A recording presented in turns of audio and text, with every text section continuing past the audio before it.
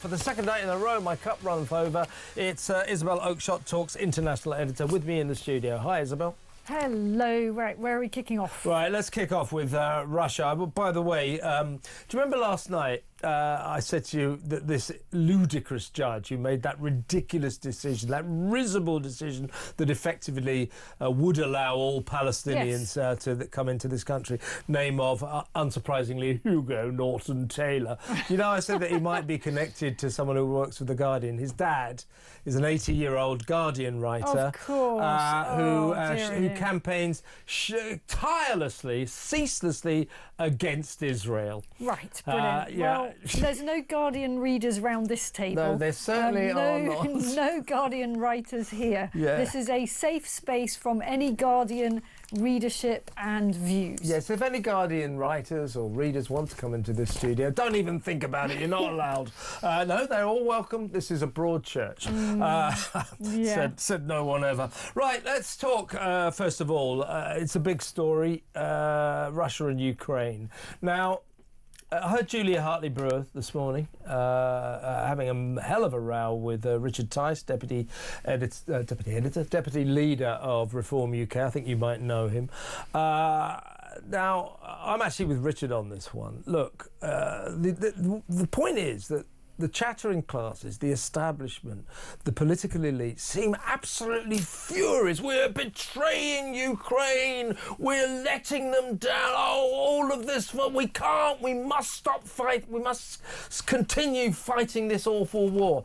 Well, you know, if we go down that route, this will go on and on and on. And what Trump and J.D. Vance are saying is, look, and to Pete Hegseth, the US Defence Secretary, who addressed NATO yesterday, they're saying, A, Ukraine must never be allowed to join NATO because, you know, you can't enrage Russia that much. I think most countries accept that.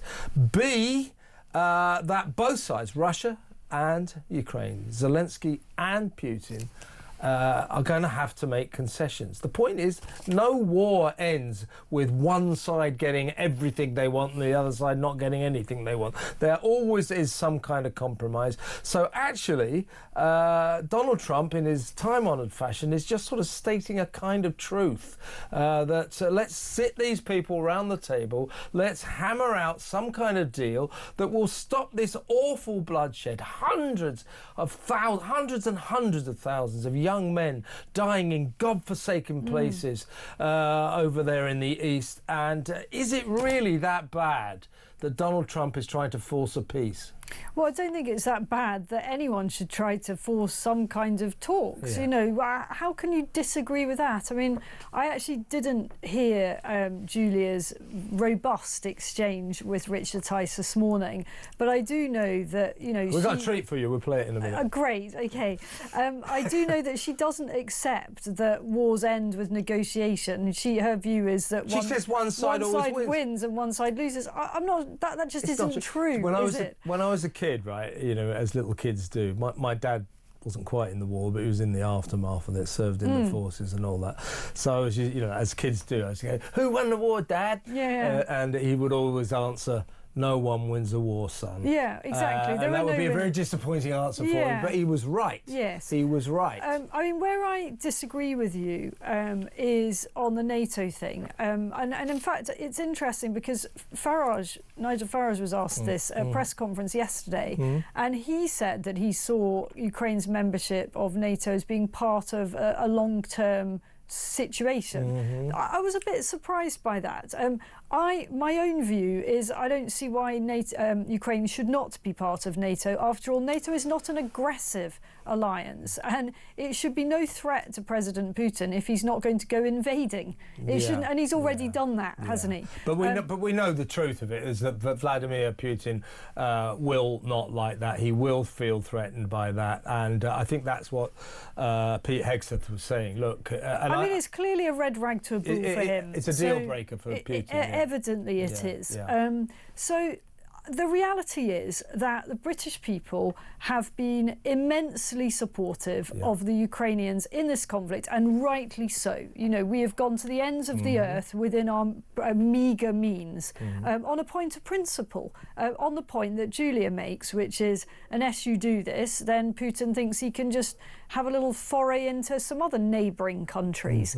But there has to be an end point. Yeah, it does. It does. At the moment, you know, no country is able to give enough to Ukraine to end this. You know, even the Americans have given absolutely, you know, tens of billions, and yet it's not going to be enough. In terms of how much we've given, I was just looking it up, we've already committed nearly 13 billion to the Ukraine war effort. To put that in perspective, you know, the winter fuel allowance, cutting of that only saves, what, 1.4. 1.4. So, you know, that gives people a feeling for how big a sum of money that is. And it's just the indefinite nature of it, which I think taxpayers here are getting tired of, and that's natural. They you know, are. it does and in happen. America, and this is what sort of slightly irritates. I understand the whole geopolitical situation that, you know, the argument being if you give Putin an inch, he'll take a mile, and that this will it's an appeasement campaign, if you like, will only make him become much more aggressive on the international front. I don't believe it will. I believe he's lost a lot, hasn't he? He's suffering from a bloody nose after all this. He really is. And what I think the road that Trump, I think, is wisely trying to go down is to come up with some kind of agreement between Zelensky and Putin that allows both of them to come out of it with their heads held high, saying, look, you know, it wasn't all for nothing. So that you know, that they can keep their self-respect. But that both of them are going to have to make concessions. By the way, so this is a treat for you. This is Julia and Richard, shall we say, Richard Tyser, slightly disagreeing this morning. Take it away, you two. It's Russia that's killing people. If Russia stopped fighting, if Russia wanted to end the war, if Russia stopped fighting, Russia could just stop fighting. There wouldn't be a war. No one would be killed. And that would be great. Our job done. Yeah, well, why doesn't the West take that to Russia? Ultimately, maybe that's what the negotiations are. Which part of Britain would you give away if we were invaded and you wanted to negotiate peace? None at all. Oh, so we wouldn't give away any of Britain. But it's okay to give away a bit of Ukraine. Hang on, it's not us giving it away, Julia. Right? It's Ukraine, and Ukraine doesn't want to give it away. Of course it doesn't. But ultimately, as everybody said, it is Zelensky's decision. So there was quite a fiery dispute. It's not an unreasonable question. Which part of Britain would you give away? I mean, but it's typical Julia. I mean, you know, on great form as usual. So was Richard. To be fair, it was quite a spat. But you know, that the whole point is, you know, which part of Britain would you give away? Well, it's not Britain. It's Britain, a country that's thousands of miles away. It is, frankly, a country that a great many people in this nation couldn't point to on a map. Indeed. And when you start talking about the Donetsk region and all that, they really couldn't point to it. So Richard's point is good, and I don't think Julia's point is valid. It's just taking a kind of imaginary situation. No, because we could say that, relevant. We could say that about any country, any conflict in the world. You know, okay, some other country has got some issue with a neighbouring invader.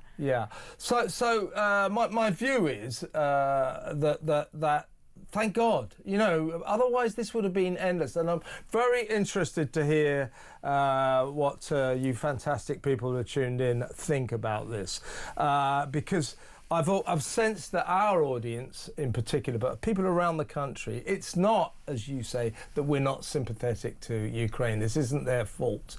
We've done all we can for them. And sort of philosophically, people still say, poor Ukraine, let's support them. But this is a terrible cost of living crisis. People are struggling and they're going, hang on a second, we're sending £13 billion to a country where I don't even know where it is. And that's my money and I'm getting nothing. Why doesn't this country spend that money on us, on British people? So I've got a lot of sympathy for that. And what I don't like about this situation is it's one of those situations where the Westminster elite, well, you know, you don't quite understand. Leave it to us. No. I mean, I know you don't like us sending the money, but I'm afraid we have to. Well, you know, the world is changing. Social media has changed the world. And politicians have got to realise, and I think they are slowly but surely realising that the people, due to social media, really do have the power now, and they do not have as much, and they are not able to just dismiss our fears and concerns as a trifle that they don't have to be worried about. I think that's right. I mean, I actually remember when Richard went out to Ukraine a couple of years ago, and he had quite a big backlash amongst a lot of voters who were sort of saying, why are you doing this? He went out with an aid convoy. I think it's really important to do that, to see what it is like. If you're a politician or a journalist, there's no substitute for actually seeing absolutely. it. But even then, I mean, that was, what, a year and a half ago, there was quite a backlash to that. So, here we are, this many months into the conflict, and cast back to the very early days of the conflict when those tanks were lining up outside Kyiv. Everybody thought, well, it's going to be game over in a few days. Yeah. So, the calculus at the beginning is very different to where we are now, where this could, if we carry on fueling it by continuing to put just enough in to keep it going, what's left at the end. And here's another situation why, because of America, why we in Britain and all the other European countries involved in this, who are helping Ukraine, need to take this situation seriously, because with Trump and Hegseth and JD Vance, if we don't go along with their plan, I think they'll just pull out. They just will. I mean, Trump's very consistent on this. I mean, he did the same before he became president first time round over Afghanistan. Yeah. He was very critical. Why are there still so many American troops there? It's going nowhere. Exactly. Well, yeah. Yeah. Well, this is didn't turn out too well. This is Pete Hegseth addressing the NATO conference, saying that Europe. He said Europe can't turn Uncle Sam into Uncle Sucker. Have a look. NATO is a great alliance, the most successful defense alliance in history. But to endure for the future, our partners must do far more for Europe's defense. We must make NATO great again. This administration believes in alliances, deeply believes in alliances. But make no mistake, President Trump will not allow anyone to turn Uncle Sam into Uncle Sucker. You see that, but I mean, this firm I mean, this sort of iron steel stance that Hegseth and JD Vance and Trump takes, it is very motivational. It makes things happen. I think the clarity of it is really good as well. Isn't it? I'm loving the new White House press secretary who just says, we're not having anything to do with that crap. That's literally what she says. I mean, I'd love to see the number 10 press secretary speaking like that. Wouldn't you just? I mean, they do use plain English and plain American, I think I should say. That'd be his next move when he's changed the Gulf of Mexico to the Gulf of America. He's going to change the English language into the American language. And when he does, we better go along with it, you know what I mean? But let me know what you think, everyone. Is President Trump right? Would you like to see a peace deal?